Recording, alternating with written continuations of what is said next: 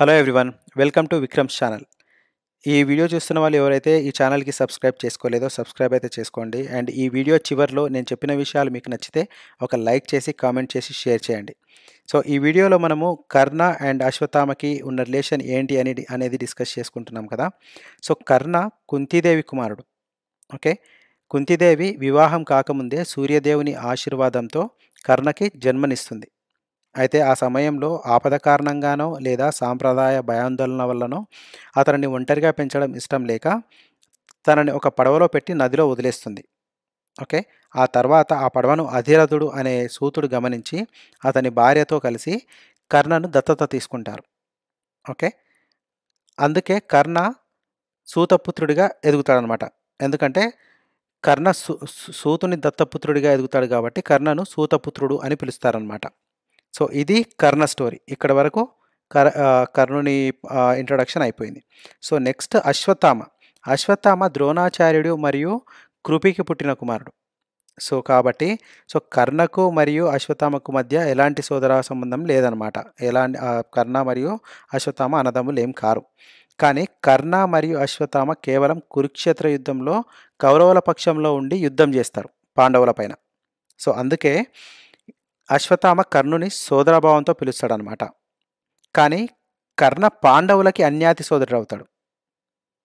ఎలా అంటే కుంతీదేవి ధర్మరాజుకి జన్మనిస్తది. అండ్ కర్ణునికి కూడా జన్మనిస్తది. అంటే ధర్మరాజు తల్లి, కర్ణుని తల్లి ఒకరే అనమాట. సో, ఇలా వీళ్ళిద్దరు అన్నదమ్ములవుతారు. ఇదేంటి స్టోరీలో ట్విస్ట్ వచ్చింది అని అనుకుంటున్నారా? ఈ స్టోరీకి ఇంకొక వీడియో ఉంటది. అది కూడా కొంచెం పెద్ద స్టోరీ. ఇదే వీడియోలో చెప్తే కొంచెం లెంతీగా అయిపోతది కాబట్టి నేను ఇంకో వీడియోలో ఎక్స్‌ప్లెయిన్ చేస్తాను. సో, నెక్స్ట్ ఏంటంటే ఈ యుద్ధం ఎందుకు జరిగిందనేదైతే ఈ వీడియోలో మనం తెలుసుకుందాము. సో, నెక్స్ట్ అశ్వత్థామ తండ్రి ద్రోణాచార్యుడు కౌరవుల గురువు కాబట్టి అందుకే అశ్వత్థామ కూడా కౌరవుల పక్షంలోనే ఉండి పోరాడతాడనమాట.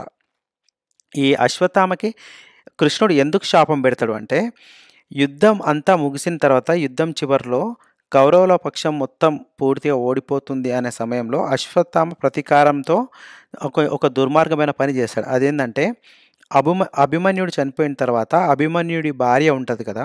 అభిమన్యుడి భార్య కడుపుతో ఉంటది. సో, తన కడుపులో ఉన్న బిడ్డ కూడా అసలు బ్రతకొద్దు అని చెప్పి అశ్వత్థామ ఒక అస్త్రాన్ని వదులుతాడు. ఆ అస్త్రం తన అభిమన్యుడి భార్య కడుపులో ఉన్న బిడ్డను కూడా చంపేస్తుందనమాట. సో, ఇందుకు కృష్ణుడు ఈ దుర్మార్గాన్ని భరించలేక అశ్వత్థామకి శాపాన్ని పెడతాడు.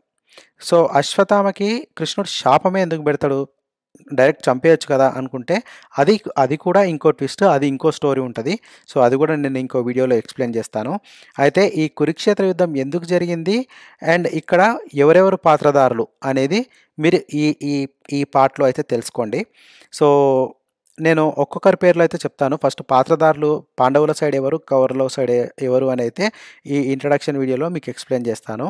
అండ్ నెక్స్ట్ చేసే వీడియోలో ఎవరెవరు ఏంటి? ఎవరెవరి రిలేషన్ ఏంటి? ఎందుకు జరిగింది? ఈ స్టోరీలన్నీ నేను నెక్స్ట్ వీడియోలో ఎక్స్‌ప్లెయిన్ చేస్తాను. సో, అయితే పాత్రధారుల విషయానికొస్తే పాండవుల సైడు కృష్ణుడు మెయిన్ కృష్ణుడు అండ్ అర్జునుడు మెయిన్ పాత్రధారులనమాట. సో, కృష్ణుడు క్షత్రియుడు అండ్ యాదవ వంశీయుడు. ఈ విషయం చాలామందికి తెలిసే ఉంటది. అండ్ సర్వశక్తిమంతుడు కూడా కృష్ణుడు. సో, పాండవులకి మిత్రుడుగా, మార్గదర్శకుడిగా ఉంటాడు. అండ్ కురుక్షేత్ర యుద్ధంలో అర్జున్‌కి గీతోపదేశం చేసినవాడు కృష్ణుడు. అండ్ పాండవులలో పెద్దవాడు ధర్మరాజు. అండ్ మీకు ఇంతకుముందు చెప్పాను కదా! కుంతీదేవి కుమారుడు ధర్మరాజు తల్లి కూడా కుంతీదేవి అని. సో, ఈ పాండవుల్లో 5 ఉంటారు. సో, ఆ 5లో నెక్స్ట్ భీముడు. భీముడు కూడా చాలా శక్తివంతమైన వాడు అండ్ వాయుదేవుని పుత్రుడు. భయంకరమైన శౌర్యంతో దుర్యోధనుడితో కూడా యుద్ధంలో గెలిచే సత్తా ఉన్నవాడనమాట భీముడు. నెక్స్ట్ వచ్చేసి అర్జునుడు. అర్జునుడు మహాబాణుడు. అంటే విలువిద్యలో ఆరితేరినవాడనమాట. దివ్యాస్త్రాలకు ప్రఖ్యాతి చెందినవాడు. శ్రీకృష్ణుని మిత్రుడు మరియు శిష్యుడు. కురుక్షేత్ర యుద్ధంలో కీలక పాత్రధారి అర్జునుడు. ఓకే. సో, నెక్స్ట్ ఇంకా ఇద్దరు వచ్చేసి నకులుడు అండ్ సహదేవుడు. వీళ్ళిద్దరూ బాగా ధైర్యవంతులు అనమాట. విశ్వాస పాత్రులు కూడా. సో నెక్స్ట్ ఆపోజిట్ టీం వచ్చేసి కౌరవులు. సో కౌరవులలో ముఖ్యమైన వాళ్ళు దుర్యోధనుడు, దుశ్శాసనుడు. ఓకే. దుర్యోధనుడు కౌరవుల్లో ప్రధాన నాయకుడు అండ్ పాండవులపై అతనికి తీవ్రమైన ద్వేషం ఉండేదన్నమాట. కురుక్షేత్ర యుద్ధం కారణంగా అతను ప్రతినాయకుడిగా మారతాడు. సో దుశ్శాసనుడు దుర్యోధనుని సోదరుడు. ఓకే. ద్రౌపదిని అవమానించిన సందర్భంలో కీలక పాత్ర పోషించాడనమాట. ద్రౌపది పంచపాండవులకి భార్య. ఓకే. ఆమె యొక్క అవమానం ఈ కురుక్షేత్ర యుద్ధానికి దారితీస్తదనమాట. సో ఈ కురుక్షేత్ర యుద్ధం మెయిన్ రీజన్ ఏందంటే ద్రౌపదిని అవమానించినందుకే ఈ కురుక్షేత్ర యుద్ధం మొదలవుతదనమాట. నెక్స్ట్ వచ్చేసి కర్ణుడు. కర్ణుడు సూర్యునికి మరియు కుంతీదేవికి పుత్రుడు అండ్ పాండవులకు పెద్ద సోదరుడు. అండ్ అతను దుర్యోధనుడి ప్రియమిత్రుడు కూడా. అందుకే కౌరవుల పక్షంలో ఉండి యుద్ధం చేస్తాడు. నెక్స్ట్ వచ్చేసి భీష్ముడు. భీష్ముడు శాంతనుడు అండ్ గంగమ్మ కుమారుడు. కురువంశానికి అత్యంత ప్రాముఖ్యత కలిగిన వ్యక్తి అనమాట. ఇతను బ్రహ్మచారి మరియు వీరయోధుడు కూడా. నెక్స్ట్ వచ్చేసి ద్రోణాచార్యుడు. ద్రోణాచార్యుడు కౌరవులకు మరియు పాండవులకు గురువు అండ్ అశ్వత్థామకు తండ్రి మరియు కురుక్షేత్ర యుద్ధంలో కౌరవుల పక్షం తరపున పోరాడిన యోధుడు అనమాట. నెక్స్ట్ వచ్చేసి శకుని. శకుని ఎవరంటే గాంధారి సోదరుడు మరియు కౌరవుల ప్రధాన కౌశల్య శక్తి.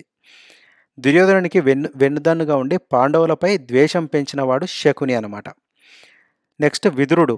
విదురుడు ధృతరాష్ట్రుని సోదరుడు, ధర్మబోధకుడు అండ్ మంచి రాజనీతి తెలిసిన శాస్త్రజ్ఞుడు అనమాట. నెక్స్ట్ వచ్చేసి అభిమన్యుడు. అభిమన్యుడు అర్జునుని కుమారుడు అండ్ శ్రీకృష్ణునికి మేనల్లుడు అవుతాడు. కురుక్షేత్ర యుద్ధంలో చక్రవ్యూహం అని వినే ఉంటారు కదా, దాంట్లో చిక్కుకొని ప్రాణాలు వదిలేస్తాడనమాట. సో ఇలా అభిమన్యుడు చనిపోతాడు. సో ఇది కంప్లీట్ స్టోరీ. ఏంటి ఇంట్రడక్షన్. సో ఈ ఫస్ట్ పార్ట్లో మీకు చాలా డౌట్స్ వచ్చాయి కదా.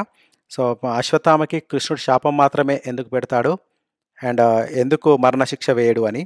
అండ్ ఇంకో డౌట్ వచ్చేసి కర్ణుడు పాండవుల సోదరుడైనప్పుడు పాండవుల పక్షాన పోరాటం చేయకుండా కౌరవుల పక్షాన ఎందుకు పోరాటం చేస్తాడు అని ఈ డౌట్ కూడా వచ్చి ఉంటుంది కదా. ఈ రెండు డౌట్లు మీకు నెక్స్ట్ వీడియోలో ఎక్స్ప్లెయిన్ చేస్తాను. సో నా నెక్స్ట్ వీడియో మీకు రీచ్ అవ్వాలనుకుంటే మీరు సబ్స్క్రైబ్ చేసుకొని బెల్ ఐకాన్ అయితే క్లిక్ చేయండి. అండ్ ఈ టోటల్ వీడియో మీకు నచ్చితే లైక్ చేసి షేర్ చేసి కామెంట్ కూడా చేయండి. Okay, thank you. So next వీడియోలో కలుద్దాం. బాయ్.